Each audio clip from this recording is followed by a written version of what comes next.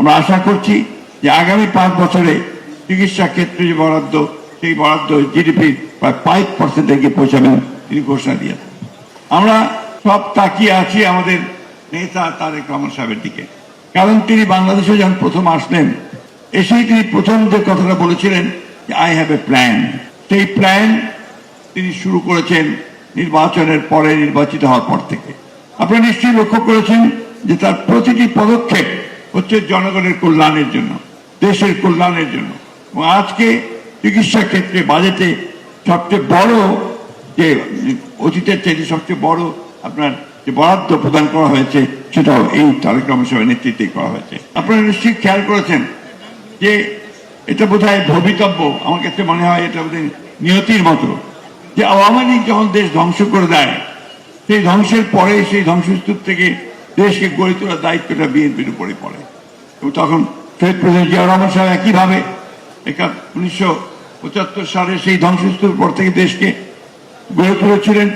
একইভাবে দেশনেত্রী বেগম খালেদা জিয়াও দেশকে গড়ে তুলেছেন। আজকে আবার এই দায়িত্ব এসে পড়েছে তাদেরই পুত্র আমাদের সকলের, যার দিকে তাকিয়ে আছি, জনাব তারেক রহমানের দিকে। আমি বিশ্বাস করি যে আপনার এই নেতৃত্বে আমরা আবার জেগে উঠতে সক্ষম হব। একটা কথা আজকে না বলে পারছি না, যখন এই পথ চলা শুরু হয়েছে দেশকে নতুন করে গড়ে তুলবার জন্য আমাদের নেতা জনাব তারেক রহমান সাহেব কাজ শুরু করেছেন, চতুর্দিকে একটা নতুন করে দেশ গড়বার আন্দোলন শুরু করতে যাচ্ছেন, সেই সময় একটা মহল আবার দেশকে অস্থির করে তুলবার চেষ্টা করছে। আমি মনে করি যে এটা একেবারে অন্যায়ভাবে তারা এই কাজটি করছেন, দেশকে আবার একটা অস্থিতিশীল অবস্থায় নিয়ে যাওয়ার জন্য। আমি কথাটা এই জন্যই বললাম যে আমাদের সকলের অত্যন্ত সজাগ এবং সচেতন থাকতে হবে।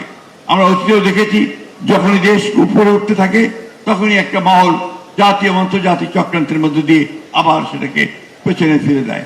আজকে সেই জন্যই আমি আপনাদের কাছে, এখানে যারা উপস্থিত আছেন, আপনারা সবচেয়ে উচ্চশিক্ষিত মানুষ সমাজের এবং দেশের সবচেয়ে গুরুত্বপূর্ণ জায়গায় আপনারা কাজ করছেন, সেই আপনাদেরকে আজকে এই কথাগুলো জনগণের মধ্যে ছড়াতে হবে, জনগণের মধ্যে প্রচার করতে হবে যে দেশে এখন যেটা দরকার স্থিতিশীলতা, রাজনৈতিক স্থিতিশীলতা এবং যা আমাদের প্রধানমন্ত্রী তারেক রহমানের নেতৃত্বে একটা বাংলাদেশ, যে বাংলাদেশে আমরা নতুন করে একটা উন্নয়ন, মানবিক মর্যাদা এবং সাম্যের একটা রাষ্ট্র গড়ে তুলতে চাই, সমাজ গড়ে তুলতে চাই।